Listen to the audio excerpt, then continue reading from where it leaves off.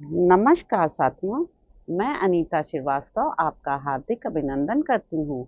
श्रीमद् वाल्मीकि रामायण में आज का प्रसंग है सुग्रीव का श्री राम को सीता जी के आभूषण दिखाना तथा श्री राम का शोक एवं रोष पूर्ण वचन। सुग्रीव ने पुनः प्रसन्नता पूर्वक रघुकुल नंदन श्री रामचंद्र जी से कहा, श्री राम, मेरे मंत्रियों में श्रेष्ठ सचिव ये हनुमान जी आपके विषय में वह सारा वृत्तांत बता चुके हैं जिसके कारण आपको इस निर्जन वन में आना पड़ा है। अपने भाई लक्ष्मण के साथ जब आप वन में निवास करते थे उस समय राक्षस रावण ने आपकी पत्नी मिथिलेश कुमारी जनक नंदिनी सीता को हर लिया। उस वेला में आप उनसे अलग थे और बुद्धिमान लक्ष्मण भी उन्हें अकेली छोड़कर चले गए थे। राक्षस इसी अवसर की प्रतीक्षा में था।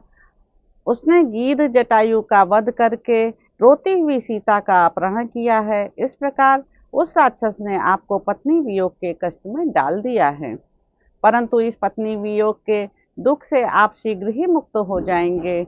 मैं राक्षस द्वारा हरी गई वेदवाणी के समान आपकी पत्नी को वापस ला दूंगा।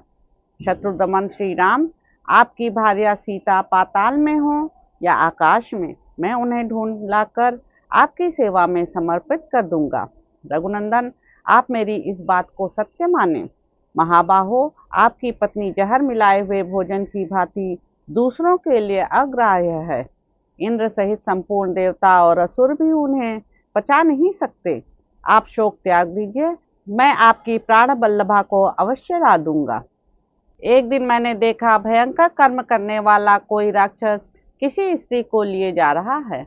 मैं अनुमान से समझता हूँ वे मिथिलेश कुमारी सीता ही रही होंगी, इसमें संशय नहीं है, क्योंकि वे टूटे हुए स्वर में हा राम, हा राम, हा लक्ष्मण पुकारती हुई रो रही थी तथा रावण की गोद में नागराज की वधू की भांति छटपटाती हुई प्रकाशित हो रही थी। 4 मंत्रियों सहित 5वां मैं इस शैल शिखर पर बैठा हुआ था। मुझे देखकर देवी सीता ने अपनी चादर और कई सुंदर आभूषण ऊपर से गिराए। रघुनंदन, वे सब वस्तुएं हम लोगों ने लेकर रख ली हैं, मैं अभी उन्हें लाता हूँ, आप उन्हें पहचान सकते हैं। तब श्री राम ने यह प्रिय संवाद सुनाने वाले सुग्रीव से कहा, सखे, शीघ्र ले आओ, क्यों विलंब करते हो। उनके ऐसा कहने पर सुग्रीव शीघ्र ही श्री रामचंद्र जी का प्रिय करने की इच्छा से पर्वत की एक गहन गुफा में गए और चादर तथा आभूषण लेकर निकल आए। बाहर आकर वानर राज ने, लीजिए, यह देखिए, ऐसा कहकर श्री राम को वे सारे आभूषण दिखाए। उन वस्त्र और सुंदर आभूषणों को लेकर श्री रामचंद्र जी कुहासे से ढके हुए चंद्रमा की भांति आंसुओं से अवरुद्ध हो गए। सीता के स्नेहवश बहते हुए आंसुओं से उनका सुख और वक्षस्थल भीगने लगे। वे हा प्रिय ऐसा कहकर रोने लगे और धैर्य छोड़कर पृथ्वी पर गिर पड़े।